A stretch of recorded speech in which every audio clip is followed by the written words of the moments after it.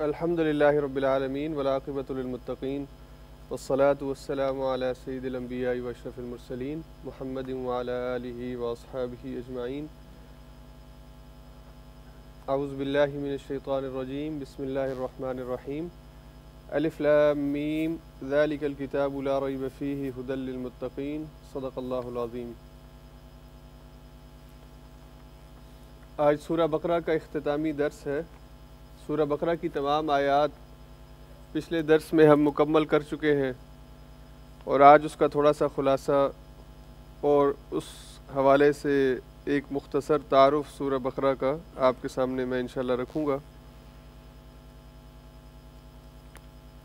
سورہ بقرہ قرآن کریم کی سب سے طویل سورت ہے، سب سے لمبی سورت ہے، قرآن کریم کی سب سے عظیم سورت ہے، اور یہ واحد سورت ہے جو پورے قرآن کریم میں اگر اس کو ہم پاروں میں تقسیم کریں تو 30 پاروں میں یہ پہلے تین پاروں میں یہ سورہ بقرہ آتی ہے۔ اور قرآن کریم کی ابتدا سورہ فاتحہ سے ہوئی ہے، ترتیب جو اب لکھی ہوئی ہے، تو سورہ فاتحہ کے بعد سورہ بقرہ بڑی سورت ہے۔ اس کا نام البقرہ، بقرہ عربی میں گائے کو کہتے ہیں، اور قرآن کریم کی جو صورتوں کے نام رکھے گئے ہیں یہ نام بھی قرآن کریم کی ایک انداز ہے یہ کہ نام وہ ہوتا ہے جو اس صورت میں ذکر ہوتا ہے۔ کسی بھی چیز کا، کسی بھی واقعے کا اس صورت میں ذکر ہوگا تو وہ لفظ یا وہ چیز اس صورت کے نام کے لیے اس کا انتخاب کر لیا جائے گا۔ تو بقرہ گائے کو کہتے ہیں، اور اس صورت میں گائے کا ذکر ہے، تو اس وجہ سے اس گائے کے واقعے کے ذکر کی وجہ سے اس سورت کا نام البقرہ جو ہے وہ رکھا گیا ہے۔ اس کے اندر ٹوٹل آیات 286 ہیں، اور اس کے ٹوٹل جو رکوع ہیں وہ 40 ہیں۔ مدینہ منورہ میں اس کا اکثر حصہ نازل ہوا ہے۔ اس کی کچھ آیات مکے میں نازل ہوئیں، بلکہ قرآن کریم کی سب سے جو آخری آیت ہے جو سود کے حوالے سے اللہ تعالیٰ نے آیات نازل کی، اور اس کے بعد جو نازل ہونے کے اعتبار سے آخری آیت تھی وَاتَّقُوا يَوْمًا تُرْجَعُونَ فِيهِ إِلَى اللَّهِ، آیت نمبر 281، وہ نازل ہونے کے اعتبار سے قرآن کریم کی سب سے آخری آیت ہے، اور وہ اسی صورت کے اندر اللہ تعالیٰ نے رکھی ہے۔ تو یہ قرآن کریم کی مختلف حوالوں سے اس صورت کو جو انفرادیت حاصل ہے، اس میں یہ 4 چیزیں میں نے لکھی ہیں کہ سب سے لمبی صورت ہے، اور سب سے لمبی آیت بھی قرآن کریم کی اسی صورت کے اندر آیت نمبر 283 وہ اسی صورت میں موجود ہے، اور قرآن کریم کی سب سے عظیم صورت بھی ہے، اس حوالے سے بھی اس کے تعارف میں بات آئے گی، اور سب سے عظیم آیت الکرسی بھی اسی صورت کے اندر موجود ہے۔ آیت الکرسی آیت نمبر 255 ہے سورہ بقرہ کی، وہ اسی میں موجود ہے۔ تو یہ قرآن کریم کی تقریباً 4 حوالوں سے منفرد صورت یہ سورۃ البقرہ ہے جو ہم نے مکمل کی ہے۔ اس صورت کی فضیلت کے حوالے سے چند باتیں میں دہراؤں گا آپ کے ساتھ۔ جب یہ صورت ہم نے شروع کی تھی اس وقت بھی میں نے یہ اس حوالے سے آپ کے سامنے بات رکھی تھی، اور آج دوبارہ صورت کے اختتام پر اور اس کے بعد صورت میں جو مضامین ہیں اس حوالے سے انشاءاللہ آپ کے سامنے بات رکھی جائے گی۔ سورہ بقرہ کے حوالے سے صحیح حدیث سے اللہ کے رسول صلی اللہ علیہ وسلم نے فرمایا کہ یہ سورت قرآن کریم کی کوہان ہے۔ اونٹ کی جو کوہان ہوتی ہے وہ اونٹ کی اونچائی کو ظاہر کرتی ہے، اور اونٹ کے جسم کو آپ دیکھیں تو اونٹ کی جو کوہان ہے وہ اس کے جسم کے اوپر والے حصے پر موجود ہے۔ تو قرآن کریم کی آیات میں جو سب سے اونچا مقام اللہ کے رسول صلی اللہ علیہ وسلم نے صورتوں کو دیا ہے وہ سورۃ البقرہ کو دیا ہے، اور اس کے ایک ایک آیت کے ساتھ حضور علیہ الصلوۃ والسلام نے فرمایا کہ اس کی ایک ایک آیت کے ساتھ 80 ہزار فرشتے نازل ہوا کرتے تھے۔ یہ اتنی عظیم آیت اور اتنی عظیم صورت ہے کہ اس کی ہر آیت کے ساتھ 80 ہزار کی تعداد میں فرشتے جو ہیں وہ نازل ہوئے ہیں، اور ہم اس کو بڑی آسانی سے پڑھ لیتے ہیں 2 گھنٹے میں، 1 گھنٹے میں، جس کی جتنی رفتار ہے، اور ہم میں سے کوئی 3 دنوں میں، کوئی 5 دنوں میں، 7 دنوں میں قرآن پاک بھی ختم کر لیتا ہے، اور کوئی حفظ کرتا ہے تو سال لگاتا ہے، کوئی 2 سال لگاتا ہے، کوئی 3 سال لگاتا ہے، حفظ کر لیتا ہے۔ صرف اس ایک سورت کو حفظ کرنے کے لیے صحابہ رضی اللہ تعالیٰ اجمعین تقریباً 8 سال کی مدت ہے جو بیان ہوئی، 8 سال لگایا کرتے تھے۔ 8 سال میں صرف یہ سورت ایک حفظ کی ہے۔ اور اس کی وجہ کیا ہے؟ وہ ہماری طرح حفظ نہیں کرتے تھے، بلکہ جس آیت کو وہ حفظ کرتے تھے پھر اس آیت پر وہ عمل کرتے تھے۔ تو حفظ بغیر عمل کے یہ طوطوں والا کام ہے، جس طرح طوطے کو الفاظ رٹائے جاتے ہیں اور وہ پڑھتا جاتا ہے اور اس کو پتہ نہیں ہوتا کہ اس کا مطلب کیا ہے۔ اور آیت پر عمل، آیت کو حفظ کیا جائے اور اس پر عمل کیا جائے، یہ اصل چیز ہے جس کے لیے یہ کتاب نازل ہوئی ہے، کہ اس کو حفظ بھی کیا جائے، سینوں میں محفوظ رکھا جائے اور پھر اس پر عمل بھی کیا جائے۔ اگر صرف حفظ ہے، عمل نہیں ہے، تو یہ طریقہ نہیں ہے اس کتاب کو محفوظ رکھنے کا، اور صرف عمل ہی عمل ہے، حفظ نہیں ہے، تو اس طریقے سے بھی کتاب محفوظ نہیں ہے۔ تو عملی صورت میں اس کو زندہ رکھا جائے اور ٹیکسٹ جو اس کا ٹیکسٹ ہے اس کو ذہنوں کے اندر محفوظ کر لیا جائے، تو دونوں صورتوں میں اس کو زندہ رکھا جائے۔ تو یہ قرآن کریم کی سب سے عظیم صورت ہے جس کو اللہ کے رسول نے کوہان کی مانند تشبیہ دی ہے۔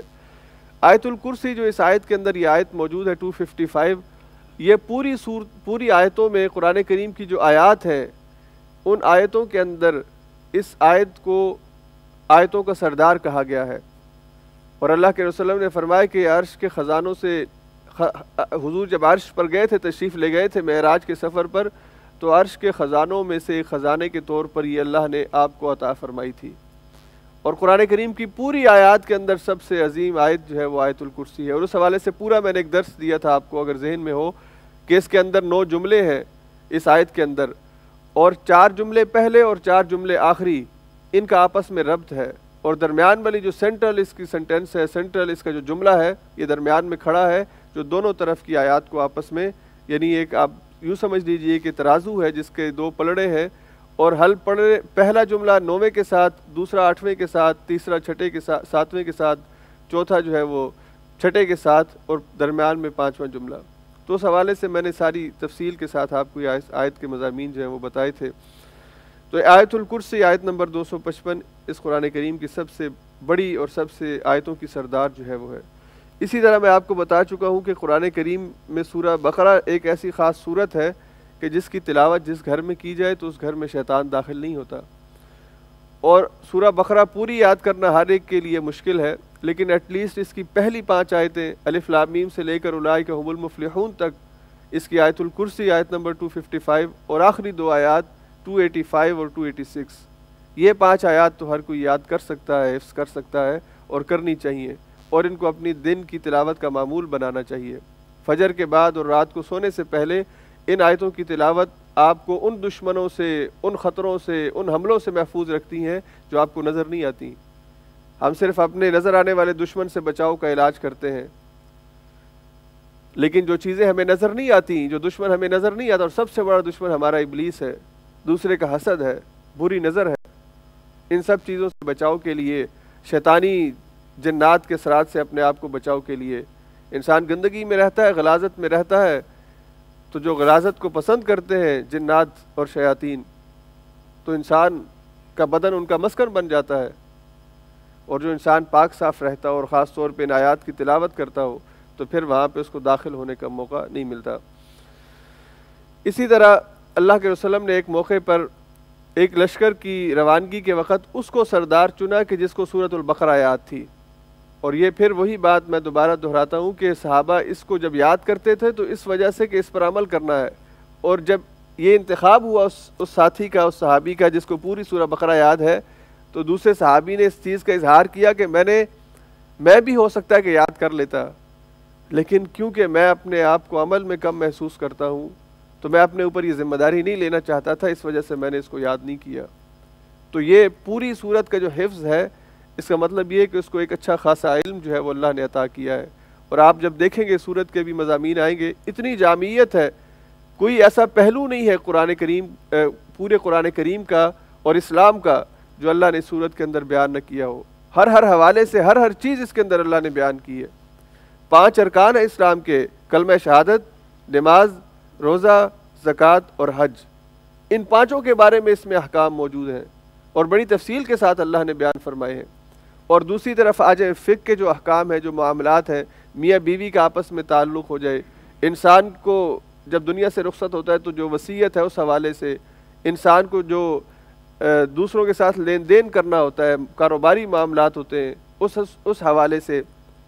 یعنی کوئی پہلو ایسا نہیں ہے جو اس صورت کے اندر چھوڑا گیا. اور قرآن کریم کا ایک بہت بڑا حصہ جس کا تعلق قرآن کریم میں تذکیر بھی ایام اللہ کا ایک موضوع ہے. اس کا مطلب ہے کہ اللہ پچھلی قوموں کی تاریخ بتا کر اب انسانوں کو سمجھاتا ہے کہ پچھلے تم سے زیادہ سیانے تھے, پچھلے تم سے زیادہ اپنے آپ کو طاقتور سمجھتے تھے, ان کے ساتھ یہ ہوا, اب بدل جاؤ, اپنی روش کو تبدیل کر لو. تو یہ پورے قرآن کریم کے جو مضامین ہیں اس کو تقریباً اس صورت کے اندر سمویا گیا ہے, اسی لیے بہت لمبی صورت ہے, طویل صورت ہے. اسی صورت کے حوالے سے صحیح بخاری کے اندر ایک حدیث مروی ہے جس میں حضرت اسید بن حضیر رضی اللہ تعالیٰ عنہ کے حوالے سے یہ روایت موجود ہے کہ آپ رات کو تلاوت کر رہے تھے اس صورت کی, تو آپ نے محسوس کیا کہ آپ کا گھوڑا جو آپ کے کیمپ سے باہر, خیمے سے باہر بندھا ہوا ہے, اس نے بدکنا شروع کر دیا ہے اور وہ اپنی رسی کو توڑوانے کی کوشش کر رہا ہے. تو انہوں نے تلاوت کو روکا اور باہر نکل کے دیکھا کہ کیا معاملہ ہے, گھوڑا کیوں پریشان ہے. کوئی بات سمجھ میں نہیں آئی, دوبارہ آ کے تلاوت شروع کی, اور دوبارہ پھر جب گھوڑے کے ساتھ یہ معاملہ ہوا تو پھر انہوں نے تلاوت کو بند کیا, باہر نکلے, دیکھا کیا معاملہ ہے, کوئی بات سمجھ میں نہیں آئی. تیسری دفعہ پھر تلاوت شروع کی, پھر یہی ہوا, تو انہوں نے تلاوت کو بند کر دیا کیونکہ ان کا چھوٹا بچہ بھی ان کے ساتھ تھا اور ان کو ڈر تھا کہ گھوڑے کی بدکنے کی وجہ سے اس بچے کو نقصان نہ ہو. صبح حضور علیہ الصلوۃ والسلام کی خدمت میں حاضر ہوئے اور رات کا واقعہ بیان کیا کہ میں رات کو ایسا کر رہا تھا تو گھوڑا جو ہے وہ پریشان ہوتا تھا اور مجھے ایک روشنی سی محسوس ہوئی تھی کہ جب میں تلاوت بند کی تو وہ روشنی ایک روشنی کا دائرہ تھا جس کے اندر گویا کہ چراغ جل رہے ہوں اور وہ آسمان کی طرف بلند ہو رہا تھا. تو مجھے بات سمجھ نہیں آئی, لیکن بہرحال میں نے تلاوت ختم کر دی. تو اللہ کے رسول نے فرمایا کہ اسید, یہ اللہ کے فرشتے تھے جو تمہاری تلاوت سننے کے لیے تمہارے پاس آ رہے تھے, اور اگر تم صبح تک تلاوت کرتے رہتے تو یہ فرشتے اسی طرح تمہارے مدینے کی گلیوں میں چلتے ہوئے تمہیں نظر آ جاتے. تو اس صورت کی تلاوت, اس پر عمل کرنے کے اعتبار سے اس کے مضمون کو سمجھتے ہوئے اللہ کی رحمتیں بھی نازل ہوتی ہیں اور اللہ کی طرف سے جو فرشتے اس کے مقربین ہیں وہ بھی دنیا میں نازل ہوتے ہیں. اسی طرح آخری جو اس کی فضیلت کے اندر ایک چیز ہے کہ قیامت کے دن اللہ تعالیٰ اس صورت کو ایک بادل کی شکل دیں گے اور یہ ان انسانوں کے سروں پر سائبان کرے گی کہ جو اس کی دنیا میں تلاوت کرتے رہے تھے. اسی لیے حضور نے اس کو زہراوین کہا ہے, اور زہرا جو ہے یہ عربی میں پھول کو بھی کہتے ہیں, اور روشنی جو انسان کو فراہم کرے, جو انسان کو خوشی فراہم کرے, جو انسان کی مصیبت کے وقت میں اس کے کام آئے, تو یہ دو غمامتین ہیں, بالکل چھوٹی چھوٹی بادل کی ٹکڑیاں ہیں, ایک یہ صورت اور ایک اس سے اگلی صورت آل عمران جو اس کے بعد شروع ہوگی. تو یہ دونوں صورتیں مل کر جو ہیں یہ قیامت کے دن بدلیوں کی صورت میں انسانوں کے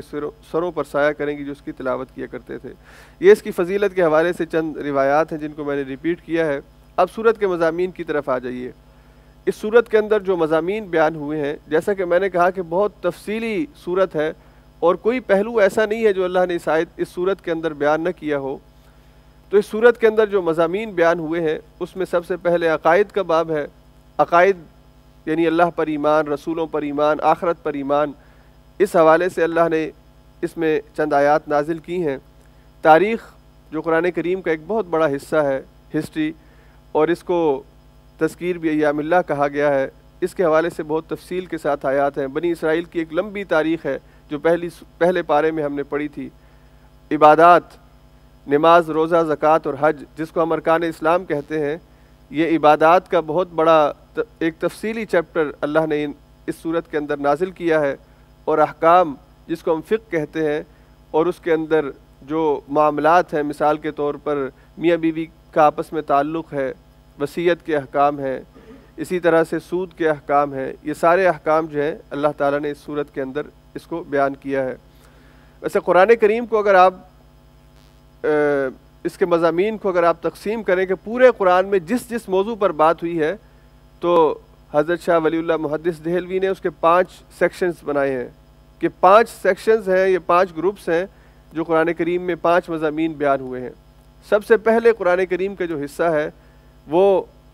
اللہ تعالیٰ نے علم الاحکام, یعنی جو چیزیں آپ نے کرنی ہے, جو نہیں کرنی ہے, جس چیز کا حکم دیا, جس سے منع کیا, جس کو ہم عموماً فقہ کہتے ہیں کہ جس کے اندر کسی کام کے کرنے یا نہ کرنے کا حکم دیا گیا ہو, وہ اللہ نے نازل فرمایا. تو ایک حصہ قرآن کریم کا احکام کے بارے میں ہے. آپ نے اپنی میاں آپ اب شوہر ہیں، آپ نے اپنی بیوی کے ساتھ کیسا تعلق رکھنا ہے، آپ کاروبار کرتے ہیں تو کاروبار میں آپ نے کن چیزوں کا خیال رکھنا ہے، آپ تجارت کرتے ہیں تو تجارت میں کون سی تجارت حرام ہے، کون سی حلال ہے، جو سود کے ضمن میں ہم نے بات پڑھی تھی، اور اسی طرح سے باقی دیگر جو فقہ کے احکام ہیں وہ سارے اس کے اندر اللہ تعالیٰ نے بیان کیے ہیں۔ اس میں عبادات بھی شامل ہو جاتی ہیں، نماز کے احکام، روزے کے احکام، زکوٰۃ کس کو دینی ہے، کس طرح دینی ہے، اس کے کیا احکام ہیں، یہ سارے اس کے اندر آ جاتے ہیں۔ دوسرا قرآن کریم کا جو پورشن ہے، جو دوسری بات اللہ نے قرآن کریم میں انسانوں کو بتائی ہے، وہ ہے جس کو ہم انٹرفیتھ ڈائلاگ کہتے ہیں، مکالمہ بین المذاہب، دوسرے مذاہب کے ساتھ گفت و شنید کے لیے اللہ نے جو دلائل قرآن کریم میں بیان فرمائے ہیں، اور عموماً زیادہ اس پر یعنی یہودیوں اور عیسائیوں کے ساتھ جو پہلے سے کتاب والے تھے ان کے ساتھ مکالمہ کے آداب اور اس حوالے سے تفصیلات جو ہیں اللہ نے بیان فرمائی ہیں۔ تو اس کو آپ ڈیبیٹ کہہ لیجئے یا انٹرفیس ڈائلاگ کہہ لیجئے، یہ پورا ایک چیپٹر ہے جو قرآن کریم میں بیان ہوا ہے۔ اور تیسرا جو بڑا مضمون قرآن میں بیان ہوا ہے، اللہ نے اپنی نشانیاں بیان کی ہیں، جس کو تذکیر بھی آلاء اللہ کہتے ہیں۔ اللہ کی نشانیوں کے ذریعے اللہ پر دلائل قائم کیے گئے ہیں، کہ یہ کہتے ہیں اللہ کا وجود نہیں ہے، تو اللہ فرماتے ہیں امن خلق السماوات والارض وانزل لکم من السماء ماء فانبتنا به حدائق ذات بہجہ، یہ کہتے ہیں اللہ نہیں ہے، امن یہدیکم فی ظلمات البر والبحر، یہ کائنات کے ذریعے سے اللہ نے انسان کو سمجھایا ہے کہ یہ کائنات کا نظام یہ بغیر کسی مدبر کے، منتظم کے نہیں چل رہا ہے۔ اور پھر اللہ نے انسان کو خود کہا ہے کہ اپنے اندر غور کرو، وفی انفسکم افلا تبصرون، تمہیں یہ چھوٹی سی جو تمہاری 5 یا 6 فٹ کا قد ہے، جسم ہے، اس کے اندر اتنی نشانیاں مل جائیں گی کہ تمہیں اللہ کے وجود کا پتہ چل جائے گا۔ تو اللہ نے اپنا تعارف اس طرح نہیں کروایا کہ میں اس جگہ پہ بیٹھا ہوا ہوں اور نعوذ باللہ میرا جسم اس طرح کا ہے، یہ میرے پاس آؤ تو وہاں پہ اس طرح تم سے ملاقات ہو جائے گی۔ اس کی بجائے اللہ نے اس معاملے کو غیب میں رکھا ہے، اور اسی کو ایمان کہتے ہیں کہ آپ بغیر دیکھے اللہ کو مانتے ہیں۔ اللہ کا وجود آپ کو نظر نہیں آتا، لیکن آپ اللہ پر ایمان رکھتے ہیں، اور اس کی اس کائنات کے اندر پھیلی ہوئی نشانیوں کو دیکھ کر آپ اس پر ایمان لاتے ہیں، اور اپنے جسم کو اللہ کی نعمت سمجھ کے، اللہ کی عطا سمجھ کے اس پر ایمان لاتے ہیں، اور اللہ کی طرف سے جو رسول بھیجا گیا ہے اس کو اللہ کا احسان سمجھتے ہوئے اس کی پیروی کرنے کی کوشش کرتے ہیں، کہ اگر وہ ہمیں نہ بتاتا تو ہمیں پتہ نہ چلتا کہ زندگی میں اللہ کی پیروی کیسے کرنی ہے۔ تو ہم اللہ کو مانتے ہیں اس کے احسانات کو دیکھتے ہوئے، اس کی نشانیوں کو دیکھتے ہوئے، اس کے انعامات کو دیکھتے ہوئے۔ تو قرآن کریم کا ایک بہت بڑا حصہ ہے جس میں اللہ نے اپنی نشانیوں کا ذکر کیا ہے۔ چوتھا حصہ جو اللہ تعالیٰ نے قرآن پاک میں بیان فرمایا، جس موضوع پر بات کی ہے، وہ تذکیر بھی ایام اللہ ہے۔ اللہ نے انسانوں کی تاریخ بیان کی ہے، آدم سے شروع ہوتی ہے اور حضور علیہ الصلوۃ والسلام پہ ختم ہوتی ہے، اور اگلی کچھ باتیں بھی اللہ نے بتائی ہیں۔ اس وقت رومن امپائرز جو تھے، اس کے حوالے سے جو ابھی دنیا کے اندر مغلوب تھے، اللہ نے مستقبل کی خبر دی کہ یہ غالب آ جائیں گے۔ اللہ نے انسانوں کو یہ بات بتائی کہ ابھی تمہیں نہیں پتہ چلا کہ آسمان کی کتنی تہیں ہیں، لیکن اللہ نے فرمایا وَالسَّمَاءَ بَنَيْنَاهَا بِأَيْدٍ وَلَقَدْ زَيَّنَّا السَّمَاءَ الدُّنْيَا بِمَصَابِيحَ، اللہ نے اس آسمان کے اندر کیا کیا چیزیں رکھی ہیں، یہ سائنس کی دریافت کے بعد آہستہ آہستہ تم کو پتہ چلیں گی، اور ابھی بھی انسان کو پہلے آسمان تک پہنچنے کا موقع نہیں ملا، اس سے ماورا جو چیزیں، یہ بات کی باتیں ہیں ساری۔ تو اللہ نے اس وقت تک بات بتائی ہے جب تک حضور موجود تھے، اور اس وقت کے بعد مستقبل کی چند پیشن گوئیاں بھی اللہ نے اس قرآن پاک کے اندر بیان فرمائی ہیں۔ تو یہ ساری ہسٹری کا جو مضمون ہے، یہ بڑی تفصیل کے ساتھ قرآن پاک میں اللہ تعالیٰ نے بیان کیا ہے۔ اور پانچواں جو موضوع ہے قرآن کا، وہ اللہ نے آخرت کی زندگی پر اس دنیا کی زندگی سے دلائل قائم کیے ہیں۔ بہت سے انسان آخرت کو نہیں مانتے کہ انسان جو ہے بس اسی دنیا میں ہے، اس کے بعد اس کا وجود ختم ہے۔ تو اللہ نے قرآن پاک کے اندر ایک بہت بڑا حصہ ان آیات کا، جس کو تذکیر بعد الموت کہتے ہیں، موت کے بعد انسان کی زندگی کیسی ہوگی، جنت اور جہنم، دوزخ، عذاب، موت، پل صراط، یہ ساری چیزیں اللہ نے قرآن پاک کے اندر بیان فرمائی ہیں، جن کا تعلق انسان کی اگلی زندگی کے ساتھ ہے۔ تو یہ بیسیکلی 5 مضامین ہیں قرآن کریم میں جو بیان ہوئے ہیں۔ ایک جس کا تعلق امر اور نہی کے ساتھ، یہ کام کرو یہ کام نہیں کرنا، اس کے اندر ہماری ساری فقہ جو ہے وہ اس کے اندر آ جاتی ہے۔ دوسرا حصہ ڈیبیٹ کا ہے کہ اللہ نے دوسرے ادیان کے حوالے سے حضرت موسیٰ کے دین پر، حضرت عیسیٰ کے دین پر، اس ابراہیم کے دین پر، ان سے پہلے عاد اور سمود اور نوح کے دین پر تفصیل کے ساتھ بات کی ہے، اور مشرکین کے اوپر بھی اللہ تعالیٰ نے بڑی وضاحت کے ساتھ اور بڑی تفصیل کے ساتھ اپنی طرف سے بات جو ہے وہ رکھی ہے کہ یہ اللہ کے علاوہ جو دوسروں کو خدا بناتے ہیں، اللہ کو چھوڑ کر دوسروں کو الہ بناتے ہیں۔ اور اللہ نے آج کے دور میں جو انسان اپنے آپ کو اللہ کے انکاری کہتے ہیں، جو اللہ کو نہیں مانتے، جن کو آپ ملحد کہتے ہیں یا جن کو آپ کہہ لیجئے کہ جو اللہ کے وجود کا انکار کرنے والے ہیں، سیکولرز ہیں یا لبرلز ہیں، جو بالکل اللہ کے وجود کا انکار کرتے ہیں، کسی دین کو نہیں مانتے ہیں، اس کو بھی اللہ تعالیٰ نے قرآن کریم میں مینشن کیا ہے۔ افرأیت من اتخذ الہہ ہوا، کیا تم نے دیکھا ایسے شخص کو جو خود ہی اپنا رب بن گیا ہو، جس نے خود ہی ڈیفائن کر دیا ہو کہ میرا دین کیا ہوگا اور میرا طرز زندگی کیا ہوگا؟ تو ایسا شخص جو اپنی خواہشات کی بنیاد پر اپنے لیے نظام وضع کرتا ہے اور اللہ اور اس کا رسول اور دین اور قیامت اور آخرت ان سب کو کہتا ہے کہ کسی کا وجود نہیں ہے، اس کو بھی اللہ نے قرآن میں ذکر کیا ہے۔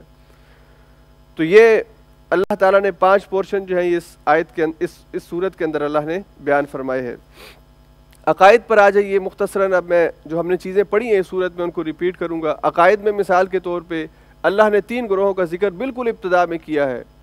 کچھ لوگ ہوں گے دنیا میں جو اس کتاب کو مانیں گے، کچھ ہوں گے جو انکار کریں گے، اور درمیان میں کچھ لوگ ہوں گے جو منہ سے کہیں گے کہ ہم مانتے ہیں، لیکن ان کا دل جو ہے وہ بھی بیچ میں ہوگا۔ ہو سکتا ہے مخلص بن جائیں، ہو سکتا ہے کہ نفاق کی حالت میں، کفر کی حالت میں ان کی موت واقع ہو جائے۔ تو یہ جو درمیان والی حالت ہے، اس پر گفتگو کرتے ہوئے مفسرین نے لکھا ہے کہ جو آدمی نفاق کی حالت میں مرتا ہے اور دل کے ساتھ اسلام کو قبول نہیں کرتا تو اس کا شمار بھی انہی میں ہوگا۔ بظاہر کلمہ پڑھ دینے سے اس کا شمار مسلمانوں میں نہیں ہوگا، لیکن یہ بہرحال اللہ تعالیٰ کے معاملات ہیں اور جس کے بارے میں جو فیصلہ کرے گا۔ ایمان کی وضاحت اللہ نے کی ہے ان آیت شروع والی جو آیتیں تھیں، الذین یؤمنون بالغیب۔ ایمان کا مطلب کیا ہے؟ سب سے پہلی چیز وہ غیب پر ایمان لاتے ہیں، اللہ کو نہ دیکھتے ہوئے اللہ پر ایمان رکھتے ہیں۔ ایمان کی بنیاد یہاں سے شروع ہوئی ہے۔ اس کے بعد پھر وہ رسولوں پر ایمان لاتے ہیں، وہ انبیاء پر ایمان لاتے ہیں، وہ کتابوں پر ایمان لاتے ہیں، فرشتوں پر ایمان لاتے ہیں۔ ابھی آپ نے جو آخری درس میں آیت پڑھی تھی، آمن الرسول بما انزل الیہ من ربہ والمؤمنون کل آمن باللہ، ایمان باللہ، وملائکہ، فرشتوں پر ایمان، وکتبی، اس کی کتابوں پر ایمان، ورسلہ، اور اس کے رسولوں پر ایمان۔ تو یہ مکمل ایمان کی وضاحت جو ہے اللہ نے مختلف آیات کے اندر تفصیل کے ساتھ بیان کی ہے۔ پھر اللہ نے حضور علیہ الصلوۃ والسلام کی نبوت پر دلائل دیے ہیں، اس قرآن کی حقانیت پر دلائل دیے ہیں، اور قرآن کریم کو آج دنیا کے اندر سب سے سچی کتاب اسی وجہ سے کہا جاتا ہے، اور اس کے نہ ماننے والے بھی اس کے خلاف آج تک کوئی دلیل پیش نہیں کر سکے ہیں کہ قرآن کریم سچی کتاب ہے، یہ معجزہ ہے اللہ کا، اس میں کوئی جھوٹ نکال کے دکھا دو، یہ اس جیسا کوئی کلام بنا کے دکھا دو۔ اگر انسانی عقل اور انسانی صلاحیت اس جیسا کلام لکھنے سے قاصر ہے تو انسان کو یہ بات مان لینی چاہیے کہ یہ انسانوں کا بنایا ہوا کلام نہیں بلکہ یہ اللہ کی طرف سے نازل شدہ کلام ہے۔ اور اللہ نے اس چیلنج کو اس آیت میں بھی، اس صورت میں بھی بیان کیا ہے۔ آیت نمبر 23 ہے، وَإِن كُنتُمْ فِي رَيْبٍ مِّمَّا نَزَّلْنَا عَلَىٰ عَبْدِنَا، اگر تمہیں شک ہے جو کچھ ہم نے اس میں نازل کیا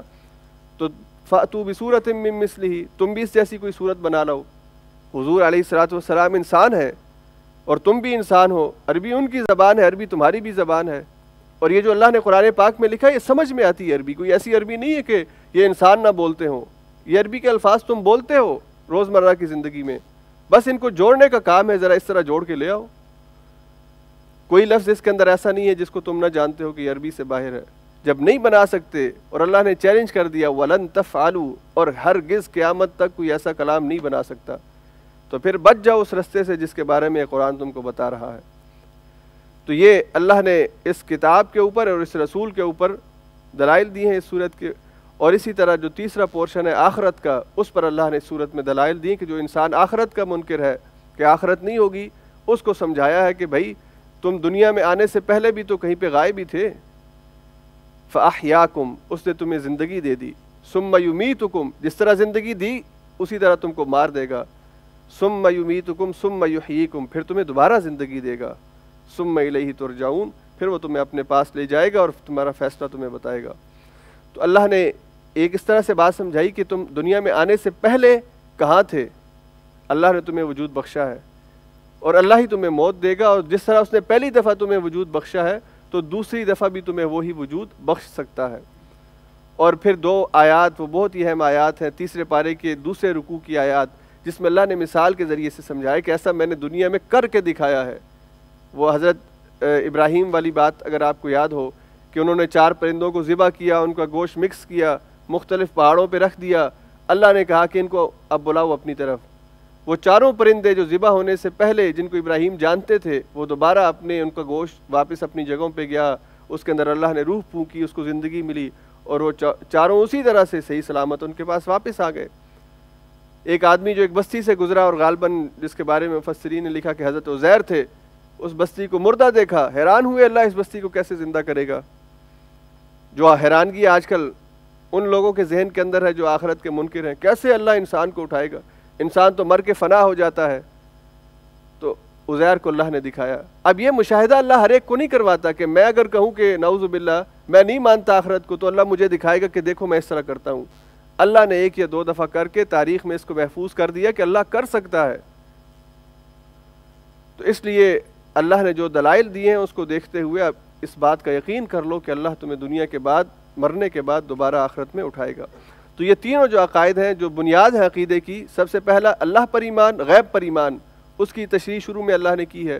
رسول پر ایمان, اور رسول پر جو کتاب نازل ہوئی اس کتاب کے سچا ہونے پر دلیل اس صورت کے اندر. اور تیسرا عقیدے کا جو اہم پہلو ہے کہ زندگی کے بعد جو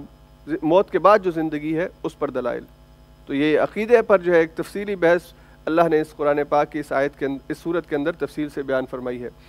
دوسرا جو مضمون ہے قرآن کریم میں بڑی تفصیل کے ساتھ بیان ہوا ہے, تاریخ کا ہے. بنی اسرائیل کی تاریخ بڑی تفصیل. حضرت آدم کا واقعہ یہاں پہ شروع آیت نمبر 30 سے, وَإِذْ قَالَ رَبُّكَ لِلْمَلَائِكَةِ إِنِّي جَاعِلٌ فِي الْأَرْضِ خَلِيفَةً. اللہ نے آدم کو پیدا کیا, آدم سے حوا کو پیدا کیا, دونوں کو کہا کہ جنت میں رہو اور بس اس درخت کے قریب نہیں جانا. شیطان نے بہلا کر ان کو درخت کے قریب لے گیا, اس کا پھل ان کو چکھوا دیا. اللہ نے ان سے کہا کہ اب تم زمین میں اتر جاؤ, اور آج کے بعد میری طرف سے جو ہدایت تمہاری طرف نازل ہوگی, اگر جو بھی اس کی پیروی کرے گا اس کے لیے جنت آخرت میں اس کا مقدر ہوگی, اور جو غلط رستے پر چلے گا تو آخرت میں جہنم اس کا مقدر ہوگی. اس کے بعد سے شیطان کو اجازت ملی کہ وہ انسانوں کو ورغلا سکتا ہے, بہلا سکتا ہے, زبردستی نہیں کر سکتا. بہت بڑا فرق ہے. آپ خود اپنی مرضی سے اس کے غلط رستے پر چلیں گے, جو اس کے بتائے ہوئے رستے پر چلیں گے, وہ آپ کو کبھی بھی زبردستی نماز سے نہیں روکے گا. لیکن آپ کے دل میں خیال ڈالے گا یار ابھی تو ٹائم پڑا ہوا ہے, پڑھ لوں گا, ابھی تو جاب پر ہوں, کیسے نماز پڑھوں, کام فارغ ہو کے گھر جاؤں گا نماز پڑھوں گا, اور گھر آؤں گا تو ابھی تو بہت تھک گیا ہوں, تھوڑا آرام کر لوں تو نماز پڑھوں گا. اور جب ایک نماز چھوڑنے کا حوصلہ پیدا ہو گیا تو پھر دوسری بھی چھوڑنے کا حوصلہ آپ کے دل کے اندر پیدا کر دے گا, اور آپ کو محسوس ہی نہیں ہوگا آپ سے کچھ ہوا ہے. آپ کے دل کو اتنا مطمئن کر دے گا, آپ گناہ پر گناہ کرتے چلے جائیں گے اور آپ کو محسوس نہیں ہونے دے گا کہ آپ غلط کر رہے ہیں. کبھی کبھی آپ کا جو اندر ضمیر ہے وہ آپ کو بتائے گا کہ ابھی غلط کر رہے ہو. تو شیطان کو اللہ نے ورغلانے کی اجازت دی ہے, زبردستی کرنے کی اجازت نہیں دی. اور نہ اللہ خود انسانوں پہ زبردستی کرتا ہے. اللہ نے انسان کو آزاد پیدا کیا ہے دونوں حوالوں سے, جس چاہے کو جس رستے کو چاہے انتخاب کر لے. اللہ نے اس کا ذکر یہاں پہ کیا. بنی اسرائیل کی تاریخ میں حضرت علیہ السلام کی قوم کا ذکر تفصیل کے ساتھ, اس لیے کہ حضور سے پہلے یہ جو بنی اسرائیل کی قوم تھی اس کو اللہ نے امت مسلمہ بنایا تھا, دنیا کی امامت اور قیادت ان کو دی تھی. تو اللہ نے تفصیل کے ساتھ بتایا کہ دیکھو انہوں نے کہاں کہاں پہ غلطی کی, اور اس غلطی کی وجہ سے ان کو یہ سزا ملی, اب تم یہ غلطی نہ کرنا. اور اللہ نے ان پر جو انعامات کیے تھے وہ سارے انعامات اللہ نے بتائے. یہ من اور سلوہ کا ذکر ہوا. صحرا میں جب گئے کھانے کے لیے کچھ نہیں تھا, اللہ نے آسمان سے من اور سلوہ بھیجا, اور صحرا کی تپتی دھوپ کے اندر اللہ نے سائبان کرنے کے لیے, سایہ کرنے کے لیے وَظَلَّلْنَا عَلَيْكُمُ الْغَمَامَ, اور پانی کے پینے کی کوئی چیز نہیں تھی وہاں پہ صحرا کے اندر. اللہ نے ایک پتھر سے پانی کے چشمے جو ہیں وہ جاری کیے, اور ایک چشمہ نہیں, 12 قبیلے تھے تو 12 قبیلوں کے لیے 12 چشمے اللہ نے نازل کیے. یہ سارے انعامات کا, احسانات کا اللہ نے تفصیل کے ساتھ ذکر کیا. اور پھر آخر میں کہا کہ اللہ کے یہ سارے انعامات ملنے کے بعد انہوں نے یہ سمجھنا شروع کر دیا اور یہ کہنا شروع کر دیا کہ لن يدخل الجنت الا من كان هودا او نصارى, کہ اللہ ہمارے اوپر اتنا انعام کرنے والا, احسان کرنے والا, جنت میں تو صرف ہم ہی جائیں گے, ہمارے بغیر کوئی جنت میں نہیں جا سکتا ہے. جیسے آج کل ہم کہتے ہیں, مسلمان کہتے ہیں کہ مسلمان ہی بس جنت میں جائے گا اور کوئی جنت میں نہیں جا سکتا. اور ٹھیک ہے مسلمان ہی جنت میں جائے گا, لیکن مسلمان تو بنو, مسلمان بھی نہیں بنتے ہیں. بے عملی کی وجہ سے پھر بھی کہتے ہیں کہ جنت میں جائیں گے, جیسے ہم نے ٹھیکہ لیا ہے اللہ سے, نعوذ باللہ. تو وہ بھی یہی کہتے تھے ہمیں ٹھیکہ ملا ہوا ہے, ہمارا نبی کیا بات ہے اس کی, اللہ سے کلام کیا تھا اس نے, اللہ کے نبیوں میں جس کو سب سے زیادہ اللہ سے کلام کا اعزاز ملا وہ موسیٰ تھے، ہمیں اللہ کیسے آگ میں ڈالے گا؟ تو یہ اس طرح کی غلط فہمیاں ان کی اللہ نے یہاں پہ بیان کی۔ طالوت اور جالوت کا واقعہ اللہ نے بیان کیا ہے کہ طالوت اور جالوت کو قتل کیا داؤد نے، جو جالوت کی قوم کے اندر ایک بہت ہی چھوٹے سے لڑکے تھے، بالکل ابھی جوان ہوئے تھے، اور اللہ نے یہ معجزہ دکھایا کہ وہ انسان کہ جس کو قتل کرنے کے لیے تمہیں محسوس ہوتا تھا کہ کوئی اس کو قتل نہیں کر سکے گا، جالوت پورا لوہے کے اندر ڈوبا ہوا، اور اس کو اللہ نے ایک چھوٹے سے بچے سے جو ہے وہ اس کی موت میدان جنگ کے اندر کی اور مسلمانوں کو فتح دی۔ تو اللہ نے یہ بات سمجھائی اور یہ اصول بتا دیا، وَلَوْلَا دَفْعُ اللَّهِ النَّاسَ بَعْضَهُمْ بِبَعْضٍ لَفَسَدَتِ الْأَرْضُ۔ ایک وقت تک اللہ دنیا میں ایک کو اقتدار دیتا ہے، لیکن ہمیشگی کا اقتدار اللہ دنیا میں کسی کو نہیں دیتا، اور یہ اللہ کی حکمت ہے۔ اور اللہ نے فرمایا کہ اگر آپ ظالم کو ظلم سے نہیں روکیں گے تو دنیا کے اندر اتنا فساد پیدا ہو جائے گا کہ اس کو ختم کرنا مشکل ہوگا آپ کے لیے۔ اس لیے ظلم کے خلاف آواز اٹھانا، یہ اللہ نے انسانوں کو سمجھایا کہ اسی کے ذریعے اس معاشرے کے اندر بیلنس پیدا کر سکتے ہو۔ حضرت ابراہیم علیہ السلام کا ایک زندگی کا ایک پہلو اللہ نے یہاں پہ بیان کیا کہ جب ان کا نمرود سے مکالمہ ہوا تو اس نے کہا کہ کہاں ہے اللہ، دکھاؤ مجھے اللہ، اور کون ہے تمہارا رب اللہ؟ حضرت ابراہیم نے کہا کہ میرا رب زندگی دیتا ہے، موت دیتا ہے۔ اس نے کہا یہ تو میں بھی کر سکتا ہوں۔ ایک قیدی کو بلایا، اس کی موت کا وقت ہو چکا ہے، فیصلہ ہو چکا ہے، اس کو آزادی کا پروانہ دے دو، اور یہ آزاد ہے، اس کو پکڑ کے قتل کر دو، تو زندگی اور موت تو میرے ہاتھ میں ہے۔ تو ابراہیم سمجھے کہ بڑا بے وقوف اور چھوٹے ذہن کا مالک ہے، تو اس کو ایک اور بات سمجھائی، اللہ سورج کو مشرق سے نکالتا ہے، تو ذرا اس کو مغرب سے نکال کے دکھا دے۔ اگر تیرا ہی سارا کچھ ہے، تو ہی رب ہے، تو میرا رب تو یہ بھی کرتا ہے، تو بھی یہ کر کے دکھا دے۔ فبہت الذی کفر، خاموش ہو گیا، مبہوت ہو کے رہ گیا۔ اللہ نے اس پہلو کا ذکر بھی اس سورت کے اندر کیا ہے۔ تیسرا جو اس سورت کا ایک بہت ہی مرکزی مضمون ہے، اس میں اللہ نے نماز، روزے، زکوٰۃ اور حج کی تفصیلات بیان کی۔ نماز اور تحویل قبلہ کے احکام، دوسرے پارے کی پہلی آیت، سیقول السفہاء من الناس، یہ قبلہ اللہ نے تبدیل کیا ہے اور اس کی بحث اس سورت کے اندر اللہ نے رکھی ہے۔ نماز کو فرض کہا ہے اور مسلمانوں سے کہا استعینوا بالصبر والصلاۃ، نماز اور روزے سے اللہ کی مدد حاصل کرو، نماز اور صبر سے اللہ کی مدد حاصل کرو۔ تو نماز کو اللہ نے فرض کیا، نماز کی حفاظت کا حکم دیا، حافظوا علی الصلوات، نمازوں کی حفاظت کرو۔ اور نمازوں کی حفاظت کا مطلب کیا ہے کہ دن میں 5 نمازیں فرض ہیں، 5 پڑھو، اور جس وقت میں فرض ہے اس وقت میں پڑھو، اکٹھی 5 نہیں فرض کہ عشاء کے وقت میں سارے دن کی اکٹھی پڑھ لو، نہیں، فجر کے وقت میں فجر، ظہر کے وقت میں ظہر، عصر کے وقت میں عصر، مغرب کے وقت میں مغرب، اور عشاء کے وقت میں عشاء کی نماز۔ ہر ایک نماز کا ان الصلاۃ کانت علی المؤمنین کتابا موقوتا، ہر ایک کا اپنا اپنا وقت ہے۔ روزہ پورے قرآن پاک میں صرف سورہ بقرہ میں آیا ہے، اور عربی میں اس کے لیے صوم کا لفظ استعمال ہوا ہے۔ تو یہ صوم، روزہ، آیت نمبر 183 سے 187، 5 ہی آیات، اس کے علاوہ کہیں پہ قرآن کریم میں روزے کے احکام نہیں آئے ہیں۔ تو یہاں پہ اللہ نے اس کے داخل کا وقت، اس کے اختتام کا وقت اور اس کے کچھ آداب جو ہے اللہ نے یہاں پہ بیان فرمائے۔ رمضان کے مہینے کا ذکر کیا، زکوٰۃ اور صدقے کے حوالے سے آیت نمبر 261 سے 283 تک تفصیل کے ساتھ ہم نے پڑھے ہیں۔ آپ نے زکوٰۃ دینی ہے، کس کو دینی ہے، آپ کی نیت کیا ہونی چاہیے، اعلان کر کے دینی ہے، چھپا کے دینی ہے، اعلان کرنا ہے تو کب کرنا ہے، مخفی دینی ہے تو کب دینی ہے، اور کس طرح سے لوگوں کو ڈھونڈنا ہے زکوٰۃ دینے کے لیے، صدقہ دینے کے لیے۔ یہ سارے احکام تفصیل کے ساتھ ہم نے پڑھے۔ حج کی تفصیلات بھی اللہ نے سورت کے اندر بیان کی ہیں 195 سے 203 تک۔ الحج اشہر معلومات، حج کے مہینے، مزدلفہ میں کیا کرنا ہے، عرفات میں کیا کرنا ہے، گپے نہیں مارنی وہاں پہ جا کے، لطیفے نہیں سنانے ایک دوسرے کو، شعر نہیں سنانے جو عرب کیا کرتے تھے، اور آج کل ہمارے کچھ مسلمان بھی وہاں جا کے اپنا ٹائم ضائع کرتے ہیں۔ وَاذْكُرُوا اللَّهَ فِي أَيَّامٍ مَّعْدُودَاتٍ، ذکر میں ڈوب جاؤ، ہر وقت تمہاری زبان پہ اللہ کا ذکر ہونا چاہیے۔ یہی تو 5 دن ہے تمہاری زندگی میں جو ذکر کے علاوہ کچھ نہیں کرنا تم نے۔ اتنا ذکر کرو کہ تمہاری روح کے اندر رچ بس جائے اللہ کا ذکر، اور جب واپس جاؤ تو تمہاری روح اتنی توانا ہو کہ برائی کا مقابلہ کر سکے۔ اگر وہاں جا کے ایک دوسرے کو لطیفے سناتے رہے، کہکے لگاتے رہے، ایک دوسرے کا مذاق اڑاتے رہے، تو واپس آؤ گے تو پھر گناہوں سے اپنے دامن کو پاک صاف کروا کے نہیں آئے ہوگے، اسی لیے دوبارہ آ کے گناہ کرنے لگ جاؤ گے۔ حج کا تو فائدہ یہ ہونا چاہیے کہ زندگی میں جو پہلے گناہ کیے تھے واپس آنے کے بعد اب گناہ نہیں ہونے چاہیے، اور وہ تبھی نہیں ہوں گے جب روح کی غذا وہاں سے آپ حاصل کر کے آئیں گے۔ تو یہ حج کی تفصیلات اللہ نے یہاں پہ بیان فرمائی۔ اس کے بعد جو چوتھا اور اہم حصہ اللہ نے سورت میں بیان فرمایا وہ امر اور نواہی، جو کام کرنا ہے جس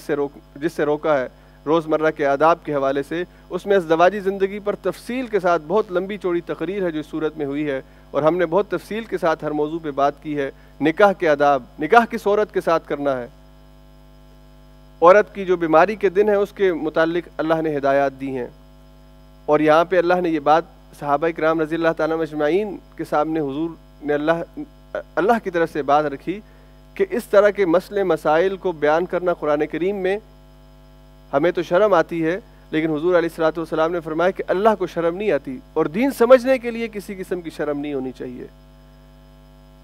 تو اللہ نے یہاں پر اس موضوع کو ڈسکس کیا ہے، آداب مباشرت بتائے ہیں۔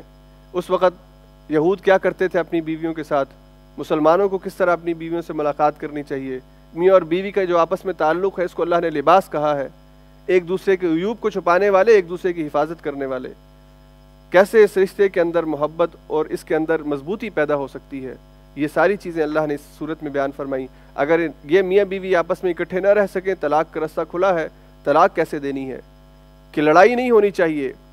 اور مقابلے بازی نہیں ہونی چاہیے اور خاندانی دشمنی میں تبدیل نہیں ہو جانی چاہیے طلاق،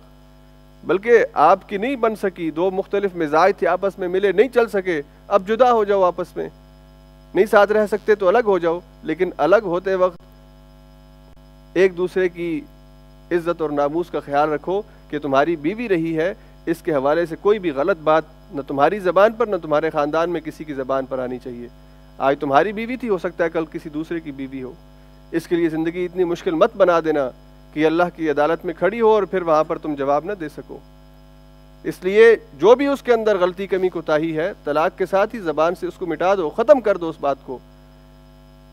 تو یہ طلاق کے احکام۔ عدت، عورت کو عدت کیسے گزارنی ہے، اگر ایک عورت کو طلاق ہوئی ہے تو اس کی عدت کتنے دن ہے، ایک عورت کا شوہر فوت ہوا ہے اس کو کتنے دن تک انتظار کرنا ہے، اس کی کیا حکمت ہے، یہ ساری باتیں ہم نے۔ رضاعت کے احکام، بچے کو جو دودھ پلانا ہے، اگر خدا نہ خواستہ بچہ چھوٹا ہے اور میاں بیوی کی آپس میں طلاق ہو گئی ہے تو اب بچے کو دودھ کون پلائے گا، اور اس دودھ پلانے کا جو خرچہ ہے وہ کون ادا کرے گا۔ رضاعت کے اس احکام تفصیل سے اللہ نے یہاں پہ بیان فرمائے۔ شراب اور جوئے کی حرمت پر ایک ابتدائی آیت اللہ نے یہاں پہ بیان فرمائی کہ اللہ نے اس کے اندر تمہیں فائدہ محسوس ہوتا ہے، جوئے میں تم 100 دے کے 200 کماتے ہو تو تمہیں تو فائدہ محسوس ہوتا ہے کہ 100 سے 200 بن گئے، 1000 سے 2000 بن گئے، ملین سے 2 ملین بن گئے، اور شراب تم پیتے ہو تو کہتے ہو کہ اس کے اندر جسم کے لیے طاقت ہے۔ اللہ کہتے ہیں فیہما اسم ومنافع للناس واسمہما اکبر من نفعہما، اس کا جو نقصان ہے وہ اس کے فائدے سے کئی گنا زیادہ ہے، لیکن تمہیں وہ نظر نہیں آتا، اس لیے اللہ اس کو حرام کہتے ہیں۔ حلال اور حرام کے حوالے سے اللہ نے بتایا حلال کیا ہے، حرام کیا ہے۔ کلوا من طیبات ما رزقناکم، جو حلال اللہ نے تمہیں دیا اس میں سے کھاؤ اور حرام سے بچ جاؤ۔ اور اسی طرح سے خنزیر کو اللہ نے حرام کیا، خون کو اللہ نے حرام کیا، اللہ کے علاوہ غیر یعنی دوسرے کے نام پر جو چیز ذبح ہوگی اس کو اللہ نے حرام کیا ہے۔ وصیت کے حکام اللہ نے بیان فرمائے ہیں، کیسے وصیت کرنی ہے، وصیت کیوں کرنی چاہیے، وصیت اپنے مال میں کس حد تک کر سکتے ہو، حرام مہینے کون سے ہیں کہ جس کے اندر قتال کو بند کیا گیا ہے، اور اسی طرح سے سود کے حوالے سے ابھی گزشتہ دنوں ہم نے تفصیل کے ساتھ بات رکھی ہے۔ اور بڑی افسوس کی بات ہے کہ مجھے بعض ساتھیوں کی طرف سے بات پہنچی کہ انہوں نے کہا کہ میں نے یہ کہا کہ سود حرام نہیں ہے۔ اگر آپ میری وہ ویڈیو جو ریکارڈ ہوئی ہے وہ بات سنیں، آپ ریکارڈڈ ہے وہ بات، کہ میں نے بات شروع یہیں سے کی ہے کہ سود کو اللہ نے حرام کیا ہے، اور میں نے جو آیات کا ترجمہ کیا ہے وہ احل اللہ البیع وحرم الربا، اللہ نے تجارت کو حلال کیا ہے اور حرام سود کو کیا ہے۔ تو جب میں آیت کا ترجمہ یہ کر رہا ہوں تو یہ میں کیسے کہہ سکتا ہوں کہ سود حلال ہے؟ تو سود حرام ہے، اس کو کوئی مفتی، کوئی مولوی، کوئی آدمی حلال نہیں کر سکتا، لیکن فرق تھوڑا سا صرف یہ ہو جاتا ہے کہ آپ کس جگہ پر کس چیز کو حرام کہہ رہے ہیں۔ اور اللہ کے رسول 9 ہجری سے پہلے تک اللہ کے رسول صلی اللہ علیہ وسلم کے جتنے صحابہ تھے وہ سارے صحابہ اس وقت کے اندر جو رائج اکانومی سسٹم تھا، جو انٹرسٹ بیس تھا، سود پر مبنی تھا، اسی سودی نظام کے اندر زندگی گزارتے رہے ہیں۔ لیکن جب سارے وسائل کے اوپر آپ کو اللہ تعالیٰ نے سرپرستی دے دی ہے، سارے معاملات آپ کے ہاتھ کے اندر آ گئے ہیں، مکہ فتح ہو گیا ہے، اس کے بعد جا کر آپ نے سود کو حرام کیا ہے۔ آپ ایک چیز کو حرام کر دیں اور اس کے مقابلے میں آپ کے پاس الٹرنیٹو نہیں ہوگا، متبادل نہیں ہوگا، تو آپ انسانوں کی زندگی کے اندر ایک خلا پیدا کر دیں گے۔ اللہ کے رسول صلی اللہ علیہ وسلم چاہتے تو جس دن نبوت کا اعلان کیا تھا اللہ پورا قرآن دے دیتے، یہ بھی حرام، وہ بھی حرام، یہ بھی حرام، وہ بھی حرام، لیکن اللہ نے ایسا نہیں کیا۔ 23 سالوں میں وقفے کے ساتھ انسانوں کی جس طرح ذہنی اپروچ بلند ہوتی گئی ہے، شعور بیدار ہوتا گیا ہے، ویسے ویسے شراب کا حکم اللہ چاہتے ایک دم دے دے۔ 3 آیات مختلف وقتوں میں اللہ نے نازل کی ہیں۔ اس لیے جس معاشرے کے اندر انسان رہتا ہے اس معاشرے میں ہمارے دین کا کون سا حکم جو ہے وہ لگے گا۔ پاکستان کے اندر اگر نعوذ باللہ کوئی آدمی حضور علیہ الصلوۃ والسلام کی شان میں علل اعلان گستاخی کرتا ہے، شاعر اسلام کی گستاخی کرتا ہے، آپ اس کو عدالت میں لے جا سکتے ہیں، یہاں پہ آپ لے کے جا سکتے ہیں، آپ اس کو ہاتھ نہیں لگا سکتے۔ ہاں عدالت میں آپ خود جا سکتے ہیں کہ مجھے اس کے بیان سے دکھ ہوا ہے، لیکن اس کو پکڑ کے نہیں لے کے جا سکتے۔ جب آپ سارے اسلامی احکام کسی سوسائٹی میں نہیں نافذ کر سکتے تو وہ حکم جو سب سے آخر میں اسلامی شریعت میں نافذ ہوا ہے اس کو آپ سب سے پہلے کیسے نافذ کر سکتے ہیں؟ سود حرام ہے، سود سے بچنے کی کوشش کرنی چاہیے، اور میری ساری گفتگو کا مقصد یہ تھا کہ ہم کو اپنا سسٹم ڈیولپ کرنا چاہیے۔ ادھر ہم نہیں آتے ہیں، بس اجازت دے دی ہے، فتویٰ موجود ہے ایک مکان لینے کی، ہم ایک مکان لیں اور اس کے بعد ہم غفلت کی نیند سو جائیں، مسلمان جائیں بھاڑ میں، اسلامی نظام جائے بھاڑ میں، ہم نے اس کے لیے کوئی کام نہیں کرنا۔ اگر ہم مجموعی طور پر اس کام کی کاوش اور کوشش نہیں کرتے تو ہم گناہ گار ہیں۔ ہمیں کرنا چاہیے، ہمارے پاس وسائل ہیں، وقت ہے، ذہین لوگ موجود ہیں، ادارے ڈیولپ کرنے چاہیے، ہم کو اس چیز کی طرف بڑھنا چاہیے۔ اور جب تک الٹرنیٹو سسٹم نہیں ہوتا تو انسانی زندگی کے اندر خلا نہیں رہ سکتا۔ اس لیے پھر شریعت کہتی ہے کہ آپ اس چیز کو اختیار کر لیں جو اگرچہ حرام ہے، لیکن کیونکہ متبادل اور الٹرنیٹو نہیں ہے اس لیے اس چیز کو استعمال کیا جا سکتا ہے، اور اللہ کے رسول کی زندگی میں ایسی کئی مثالیں موجود ہیں۔ اس لیے سود حرام ہے، اور یہاں پہ ہم بینک سے جو مکان لیتے ہیں ہم سود پر لیتے ہیں، یہ دونوں باتیں میں نے اس کے اندر کلیئر کی تھی، لیکن اس کا وہ حکم ہم پر لاگو نہیں ہوتا اس انداز میں جس انداز میں اس کو حرام کیا گیا ہے۔ اور جہاں پہ مکمل اسلامی ماحول ہو، اسلامی ریاست ہو، اور سود کی بجائے الٹرنیٹو، ہاں الٹرنیٹو بھی موجود ہے اور ادھر سودی نظام بھی موجود ہے، تو پھر آپ سود میں کسی صورت آپ کو اجازت نہیں دی جا سکتی۔ لیکن جب متبادل نہیں ہے تو آپ کو اپنے معاملات کو چلانے کے لیے ایک وقت تک اس کو استعمال کرنے کی اجازت ہو جاتی ہے۔ یہ ایک تفصیلی موضوع ہے فقہ کا، اور اس کے اندر کوئی ایسی بات نہیں کہ میں پہلی دفعہ یہ بات کہہ رہا ہوں۔ میں تو بہت چھوٹا طالب علم ہوں، علامہ یوسف القرضاوی صاحب، شیخ قرضاوی صاحب جو ہیں، ڈاکٹر یوسف قرضاوی صاحب، ان کی تو پوری زندگی جو ہے اسی علم کے اوپر، اور ایک آپ کہہ لیجئے کہ پوری دنیا میں مسلمانوں کے لیے ایک رہنما ہے۔ ان کی صدارت کے اندر اور ان کے ساتھ جتنے بھی علماء عرب دنیا سے اور یورپ کے مختلف ملکوں سے جید علماء اکٹھے ہوئے ہیں، انہوں نے ساری صورتحال کو سمجھتے ہوئے صرف اس بات کی اجازت دی ہے کہ انسان اپنی ضرورت کے مطابق، اپنی ضرورت کے لیے، رہائش کے لیے ایک مکان بینک سے لے سکتا ہے۔ لیکن اس سے پہلے جو بات کی ہے اور جو میں نے بھی کہی تھی کہ اس سے پہلے اپنے آپ کو، اپنے سسٹم کو، مسلمانوں کو اپنے ادارے بنانے چاہیے، ادھر ہم نہیں جاتے، اور ہم جو پچھلی بات ہے، نیچے والی بات ہے کہ بس لے سکتے ہیں اس لیے لے لیں، اور باقی کام اللہ کرے گا اور اس کے فرشتے کریں گے۔ اللہ ہم سب کی حفاظت فرمائے۔ تو سود کے حوالے سے سود حرام ہے، اور بینک سے جو ہم مکان لیتے ہیں سود پر لیتے ہیں، لیکن ہم پر سود کا وہ حکم اس وجہ سے نہیں لگتا کہ ہمارے پاس وہ الٹرنیٹو نہیں ہے، اور جب تک اسلامی ریاست یا اسلامی معاشرہ یا مسلمانوں کا سوسائٹی الٹرنیٹو نہیں کریٹ کرتی تو اللہ نے مجبوری کی حالت میں تو خنزیر کھانے کی بھی اجازت دے دی ہے۔ اللہ نے جب آپ کے پاس ایک سسٹم نہیں ہوگا تو ایگزسٹنگ سسٹم ہے، جو موجودہ سسٹم ہے، اس سے اپنی ضرورت کے لیے تھوڑا بہت جو آپ کی ضرورت ہے اس کو لینے کے لیے آپ علماء یہاں پر کیوں کہتے ہیں کہ آپ دکان پہ کام کر سکتے ہیں جہاں پہ شراب بھی بکتا ہے، جہاں پہ سور بھی بکتا ہے، حالانکہ وہ بھی حرام ہے۔ آپ وہ پیسے کیوں لیتے ہیں جو سود کی کمائی سے آپ کو ملتے ہیں؟ اس لیے کہ آپ وہ نہیں لیں گے تو کیا لیں گے؟ آپ کے پاس الٹرنیٹو نہیں ہے۔ تو الٹرنیٹو بنانے کے لیے ہم سب کو کوشش کرنی چاہیے، ہم سب کو ادارے بنانے چاہیے، اور ہم سب کو اس کے اندر ایک دوسرے کا دست و بازو بننا چاہیے۔ تو سورہ بقرہ کے حوالے سے انشاءاللہ اگلے درس میں ہم سوال اور جواب کی ایک نشست کریں گے، اور اگر وقت ہوا تو سورہ آل عمران جو ہے اس کو شروع کریں گے انشاءاللہ۔ آپ تمام حضرات جو موجود ہیں، باقی تمام حضرات کو بھی دعوت دیجیے۔ آج میرا خیال ہے کرکٹ کے میچ کی وجہ سے لوگ نہیں آ سکے ہیں، تو میچ تو پاکستان ہار گیا ہے، تو آپ ساتھیوں کو جو ہے وہ بتائیں کہ اگلے اتوار کو میچ کے لالچ میں گھر نہ بیٹھے رہیں، ادھر کچھ آ جائیں اور ہم اس دلچسپ مقابلے میں سوال اور جواب کی نشست میں کچھ سیکھنے کی کوشش کریں۔ تو اللہ تعالی ہم سب کو قرآن کریم کی صورت کو سمجھنے اور اس پر عمل کرنے کی توفیق نصیب فرمائے۔